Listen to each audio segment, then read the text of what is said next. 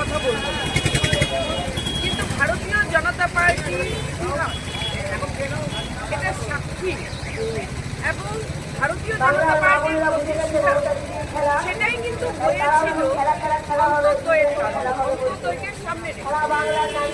সেটা মহিলা হোক, কৃষক হোক, গরিব, প্রত্যেক বর্গকে বিকাশের মূল ধারার সঙ্গে যুক্ত করার জন্য ভারতীয় জনতা পার্টি একদিন প্রতিষ্ঠিত হয়েছিল। এই ভারতবর্ষে হিন্দুদের সুরক্ষার জন্য ভারতীয় জনতা পার্টি ডক্টর শ্যামাপ্রসাদ মুখার্জির হাত ধরে জনসংঘরূপে সেদিন প্রতিষ্ঠিত হয়েছিল। আমি পশ্চিমবঙ্গের কথা আমি পড়ে আসছি। গোটা ভারতবর্ষে আজ প্রায় 70% ভূভাগ ভারতীয় জনতা পার্টি আমরা ক্ষমতায়। গোটা ভারতবর্ষে প্রায় 70%-এর বেশি সাংসদ বিধায়ক আজ ভারতীয় জনতা পার্টি। আপনি চলে যান মধ্যপ্রদেশ, আপনি চলে যান মহারাষ্ট্র, আপনি চলে যান গুজরাট, আপনি চলে যান আসাম, আপনি যান ত্রিপুরায়। আমার তো ভাবতে অবাক লাগছে। মিথ্যাবাদী উনি সব কিছু যখন বিজেপি যাই করতে সেটাই বলছে মিথ্যাবাদী, মিথ্যাকে শুরু করছে। আর পশ্চিমবাংলা থেকে শুরু করে বিজেপি ক্ষমতা আসলে পশ্চিমবাংলা যখন 3000 টাকা অন্নপূর্ণা ভাণ্ডার হিসাবে দেবে, আর সাথে কর্মসংস্থানটাও হবে। আর যেসব রাজ্যে বিজেপি শাসিত রাজ্যগুলোতে যেখানে যা বলেছে, যোগী রাজ্যে বলেছে ফ্রি বাস, মহিলারা ফ্রি সরকারি বাসে চড়ছে, আর 3000 টাকা করে লাডলি বাহিনীর জন্য মধ্যপ্রদেশে দিচ্ছে।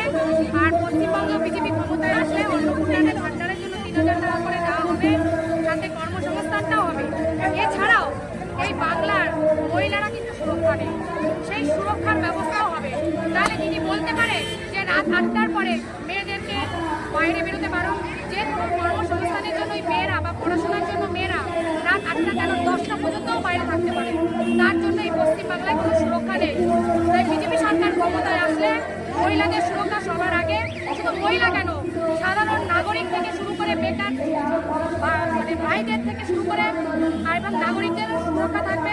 এবং যে যার কর্মসংস্থান এবং শিক্ষাগত যোগ্যতা অনুযায়ী সে তার যোগ্যতায় আগিয়ে নিয়ে যাবে। এবং মোদীজি সরকার, পশ্চিমবঙ্গে বিজেপি সরকার ক্ষমতায় আসলে সোনার বাংলা তৈরি হবে। এই সময় বিজেপি সিট সংখ্যা একটাও ছিল না। যাত্রা শুরু করে দুটো এমপি সিট নিয়ে 89টা। আজকে ভারত সরকার শাসন ক্ষমতায় আছে, এনডিএ সহযোগী বিজেপি, তিনবারের সরকার চলছে। যেদিন প্রথম ইস্তাহার প্রকাশ করেছিল সেইগুলোর পূর্ণতা পরপর যেগুলো বলেছিল সেগুলো সব পালন করেছে বিজেপি। সেগুলো মানুষও জানে, সারা ভারতবর্ষের মানুষ জানে। কাশ্মীরে 370 আমাদের 80 সালের ইস্তাহারে ছিল, 370 আমরা বাতিল করেছি। 3 তালাক আমাদের ইস্তাহারে ছিল, আমরা করেছি। রাম মন্দির আমাদের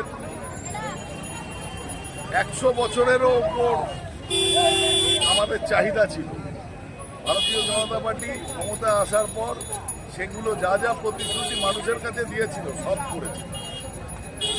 এই রাজ্যে এখনো ক্ষমতায় আসিনি আমরা। আর কিছুদিনের মধ্যে 4 তারিখ নির্বাচনের ফল বেরোবে। আমাদের যে ইস্তাহার প্রকাশ হয়েছে সেই ইস্তাহারে যা যা বলা হয়েছে, সরকারে যদি আমরা আসি, সরকার যদি গঠন করার আশীর্বাদ মানুষ দেয়, তাহলে নিশ্চিত করে বলতে পারি যে আমাদের যে ইস্তাহারে প্রতিশ্রুতি দেওয়া হয়েছে সেগুলো 21টা রাজ্যে যে সরকার বর্তমান সময় রয়েছে যা যা বলেছে সেগুলো করেছে। এই রাজ্যেও 3000 টাকা মাতৃশক্তির জন্য অন্নপূর্ণা ভাণ্ডার হিসেবে, যুবদের জন্য 3000 টাকা, যা যা বলা হয়েছে সব পূর্ণতা পাবে। মহিলা গর্ভবতী মহিলাদের জন্য 21,000 টাকা। প্রতিশ্রুতির একটাও বলে যাবে না, সমস্ত যে জায়গায় বিজেপি যা বলে সেটা করে।